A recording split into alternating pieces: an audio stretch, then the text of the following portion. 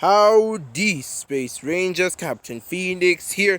Today we're talking about Invincible. No, not just the Lego Batman Beyond. Before I get into this video, I just gotta say that this this video you're seeing here, not mine. This belongs to a guy named Sarcasticorus. Great guy, great content. I will leave a link down to his channel below. So of course, go watch this video that he made. I'll leave a link to his video and his channel down below. Anyways, so we're back and we're talking about Invincible, a new show. Get that. Ignore that. Anyway, so we're talking about Invincible, a new show on Amazon Prime. And yes, I do have Amazon. I am not just a Netflix boy.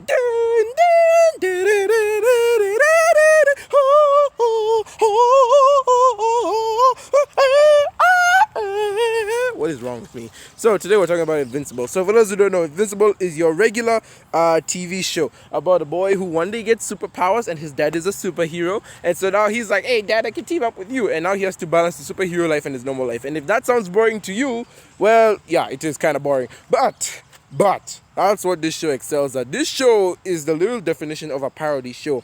It takes the generic formula that all other superhero shows do, and it kind of twists them for the better. So I really like that. But obviously it does feel old. When I mean that this show kind of feels old, I mean it feels old because the original comic came out in 2003, and this was during an era when like superhero shows were like all the rage, and you could tell that even though it's parodying those shows, it does get a bit formulaic. But I'm getting too far ahead of myself. I guess we gotta talk about some things I liked, didn't like, and focus on my 5 main points. Yeah, if you didn't know I have 5 main points when it comes to reviewing, I didn't even know I had those points. I am a dummy. Anyway, so let's talk about the story. The story is honestly really good. It's more of a family drama film than a superhero film. Don't get me wrong. We have our villain of the week thing where we fight a villain every other episode, and we get some wacky antics here and there. But it is more of a villain. It's more of a family drama thing because there's a big mystery as to what's behind the superheroes. Okay. You know what? I'm gonna just tell you right now, straight to your face. The show has been over for like the past 2-3 weeks, so if you have not seen it, this is your fault. I'm giving spoilers. So we have Omni-Man. Omni-Man is the father of Invincible, and he is, no surprise, the villain of this season. Reason being, he did something bad in the first episode. He killed his friends, and everyone's like, oh my god, who could have killed these people? What monster could have done this? And so Omni-Man is like, oh, totally not me, folks. However, they find out that it is him, and now Mark has to fight his dad because his dad is super evil, and his dad came from a planet Viltrum, and on Viltrum they are taking over the entire galaxy. It's like the Galactic Empire. Bam, bam, bam, chicka, chicka, bam, chicka, chicka, bam. And so I have no idea what I'm doing. I really woke up to this video and chose violence, didn't I? So as I was saying, Omni-Man came to Earth to try and conquer it. However, he instead fell in love with one of the humans here and got a family. However, he's like, oh, actually, my kid has superpowers. How about both of us take over the planet? Yeah, why don't we do that? That's pretty sick. So, the whole season is like this weird murder mystery thing. Not really. The murder mystery is more of like a background thing. But but we do get some family interactions which do, how should I say, the tension increases with each episode. And that's what I like about this show, is that the tension is there. Every episode, it tries to one-up itself, tries to make it a bit more creepy, a bit more scary, to keep you on your toes. I really like that. So I really like the story. I really like the tension. I really like the drama, especially like the family drama with Invincible and his parents, and how it slowly builds up to the big reveal, and then finally the climax. Amazing. Because I also just give a shout out to the last 2 episodes of this season. This season is like 8 episodes long, yet episodes 7 and 8 are by far my favorite. I love those 2 episodes. Episode 7 is just an all-action episode. Omni-Man is trying to look for Invincible, and he's just like flying through the country, and then like the government or this like super secret agency, they just keep throwing traps and monsters at him. They throw cyborgs, it doesn't work. They throw nukes, it doesn't work. Like they throw satellites. It actually reminded me a bit of the Rick and Morty season 3 finale, except this one is literally Superman fighting like the secret agency. It's not even Superman versus the Justice League, it's just Superman versus the DEO or something. I don't know, I watched Supergirl, that's it. So yeah, so I really like that episode. And then I liked episode 8 as well, where Invincible gets to talk to his dad and he's like, wait, What the heck? Oh yeah, I'm from Viltrum, son, and I've come here to take over your planet. Then they just start fighting each other. And it's in this episode where we get the fabled meme, think, Mark, think. And honestly, that meme is more funnier than I actually thought it would be. And everyone is making that meme these days. Oh my god. The amount of think, Mark, or think, insert, think here memes. There are too many. There are too many. Please stop. Please stop. But yeah. Another thing I will say with this show is that I wasn't on board with it 100%, because I remember when I saw the first episode, I'm like, oh, Omni-Man's just a discount Superman. Oh, he killed his friends. Oh, okay, it's another one of those shows where what if Superman were evil? Because that seems to be a theme a lot these days, and I really hate the fact that a lot of movies and TV shows are really digging into this idea, or really like adopting this idea. And it's really like, at first it seems like a cool concept, like it's interesting, but then when you overdo it, it kind of gets tiring. Like, yeah, I get it, I understand the whole thing. Oh my goodness, Superman is like this extremely powerful dude, but he's a hero. What if one day he woke up and decided to be a villain? Yeah, what if Superman woke up on the wrong side of the bed and chose violence? Hey, every single studio in the world, let's make a movie out of this. It really gets annoying after some time, because I know Batman vs Superman did this, and then The Boys did this, and then Invincible does this, and plenty of other shows do this thing where what if Superman were evil. However, I feel like it was done at its best here, because Superman just didn't wake up and decide to be evil.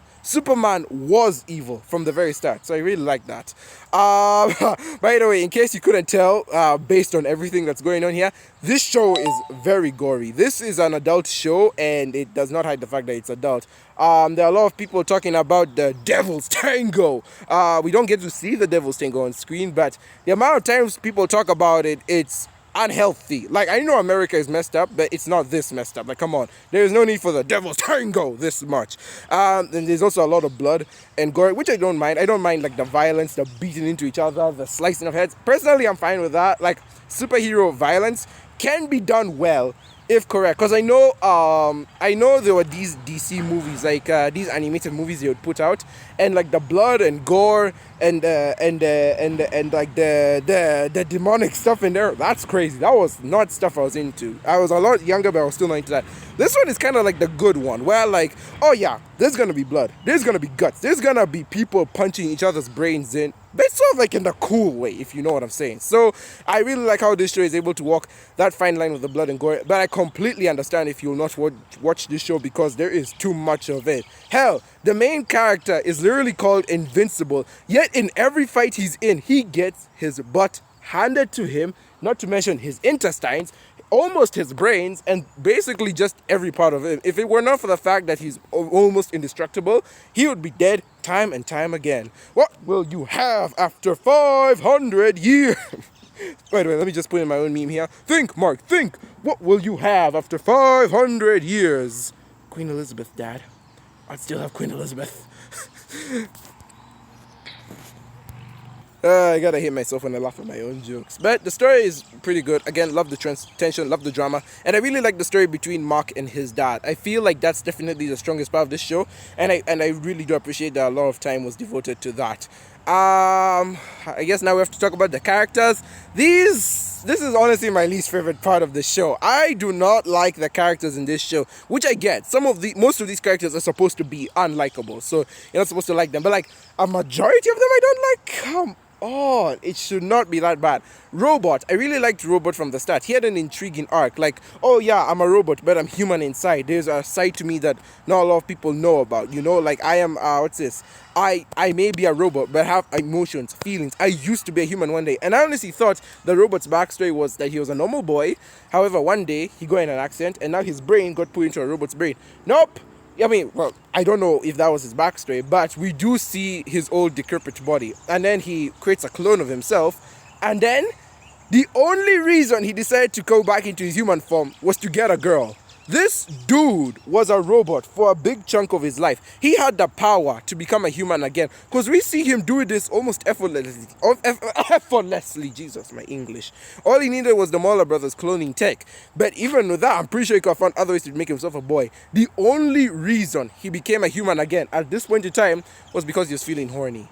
I don't even know what to say to that. What the hell? That is the most shallow reason for becoming a human. I would have become a human the minute I got in that robot suit. If there was no other way for me to become human, I would just stuck as a robot. But like, you had the power to do this, but you only do it because there's a girl? Bruh. Speaking of the girl, we have Monster Girl. I like her story. I like her, what's this? I like her issues where she's like, oh my goodness, I can't, what's this? If I use my powers, I become younger, and it's a curse I've been blessed with. And I'm like, that's actually an interesting character arc. However, the character herself, boring AF. What the hell is this? And I don't need to know about Monster Girl and Robot's relationship. Leave that stuff on the curb. I ain't picking it up. We have Rex. Rex Explosive. I don't care about this guy. He's your regular a-hole. He's a guy meant just there to be an a-hole. And this guy is so full of himself. It's honestly hard to believe. Like, damn. Give me some of that self-confidence, brother. I think you took some of mine. Then we have Atom Eve. Atom Eve's fine. She's your regular superhero. I don't mind her too much. If anything, I kind of hate how Mark treats her. Because I like the drama she has with her family. But like every time she runs into a problem and she like asks Mark for help, or she's like near Mark. Mark is like, is it Rex? Is Rex the cause of your problem? Oh my God, is it Rex? Please tell me if it's Rex. I will go and beat Rex up now. I'm like, dude. Rex isn't the cause of a problem. Like, I like how this show tries to be so forward and diverse, you know, with all its messaging, like LGBT or women's rights or things like that. And then we have this freaking dude coming in here being like, oh, you have a problem? It's because of a boy. No, not because of your own problems. I'm like, my guy, just listen to her first. Invincible, again, I really don't have much to say about him. He's your most generic superhero boy. One day I wake up with powers. I want to use these powers for good. And I'm a superhero, and my dad's a superhero. But now I got a balanced life and superhero-ness. I also got a girlfriend. Oh, that's so tricky. Like, it's weird. The only thing Mark has going for him, the only unique thing, is that he kind of screws up all the time. Because in other shows, in other shows, like, okay, how should I say it? In this I don't even know what to say.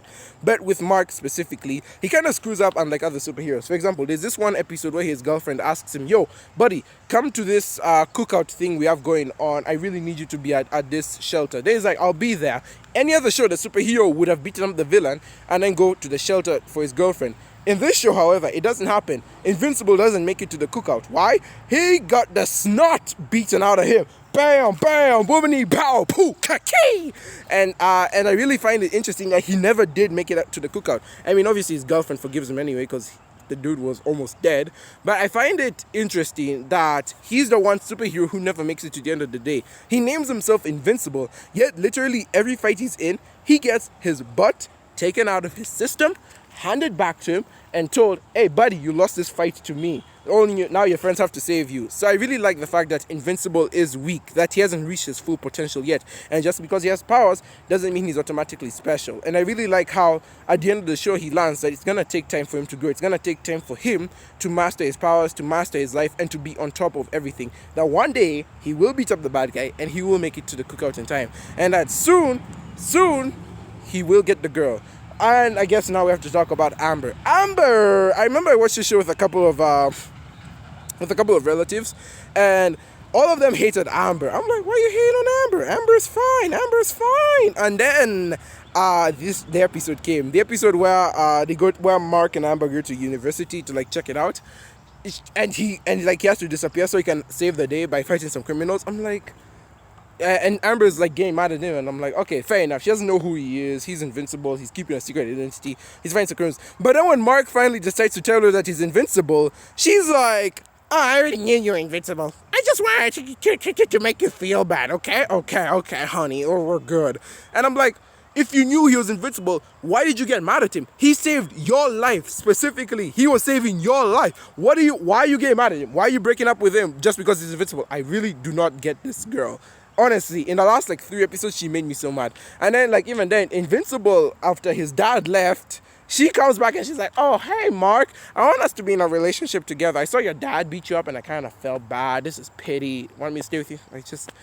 Now I get why people hate Amber. And yeah, that really kind of is with all. Oh, and Mark's mom is pretty cool. I didn't really care for the devil guy. And Cecil was pretty fun. The gay best friend really didn't care. So yeah, that was kind of this show. I really did not like the characters that much. I liked Omni-Man as the villain, and I really like how every episode we got more tensionless with him. Like, this dude is a slow burn dude. Like, he will just creep up and be like, oh yeah, you're dead. Like, you do not want to mess with this guy. He will kill you just by looking at you. He doesn't even have laser eyes. He'll just be like, dead.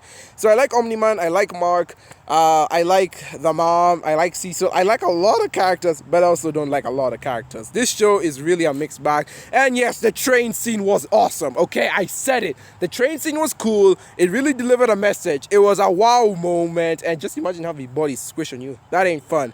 And for the last point, the animation. The animation is fine. It definitely reminds me a lot of Ben 10, which is something I also said in my Kid Cosmic review. But this animation reminds me a lot of Ben 10, what with its old school styleness. I just do not like the CG characters in the background. They are really telling, and it's like, oh, okay, we get it. You want to pay attention to detail. There's a way to do it, my compadre. Like, the character designs are fine. I like the designs of the characters, the villains and all that. But the background characters, like, especially like in low scenes, it ain't working, buddy. Like, you do. I get it. You're on a budget, but you do not need to go this hard. Especially in scenes where, like, there are mobs and such. Or, like, there's a huge group of people. Yeah, totally. But the action is good. I will not deny. The action is good. It's, again, very, very cool, very keep on your toes-y. What's that word? Not tenchuana. There was another word for it. But I like the action enough. It really sticks the landing, and it's, you know, what keeps me watching the show. So all in all, I will say Invincible is definitely not a show for the faint of heart. You definitely have to be old enough to watch it.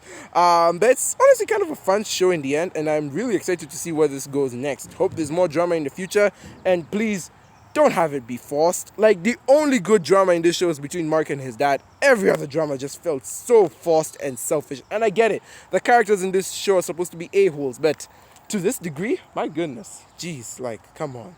So that's basically all I got to say about Invincible. Thank you so very much, guys, for watching. I have been Captain Phoenix. Thank you for watching my channel. Be sure to like this video if you liked. Subscribe if you haven't already. Hit that notification bell to be part of the team. And comment down below. What did you think of Invincible? Are you excited for Season 2? And are you thinking, Mark? You better think, Mark. I've been Captain Phoenix. Thank you so very much for watching. And with that, I will see you in another universe.